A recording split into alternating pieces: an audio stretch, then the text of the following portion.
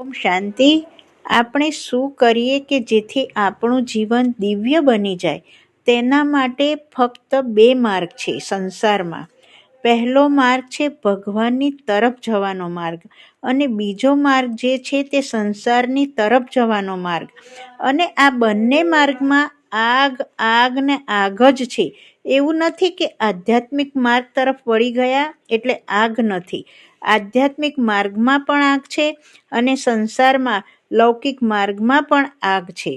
પગલે પગલે બળવાનું છે.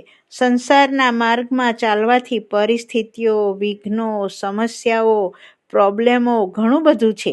પરંતુ આ સાંસારિક માર્ગ અને આધ્યાત્મિક માર્ગ, આ બેમાં એક અંતર છે, તે જાણો છો? સંસારના માર્ગ પર ચાલવાથી માણસ બળી બળીને એક દિવસ રાખ બની જાય છે. જ્યારે આધ્યાત્મિક માર્ગ પર ચાલવાથી વ્યક્તિ બળી બળીને સોનું બની જાય છે, જેથી તે સૂર્યની જેમ ચમકવા લાગે છે, સારા વિશ્વમાં પ્રકાશ ફેલાવે છે.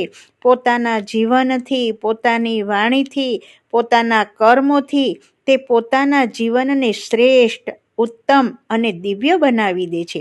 આવી શક્તિ મળે છે આધ્યાત્મિક માર્ગ પર ચાલવાથી. ઓમ શાંતિ.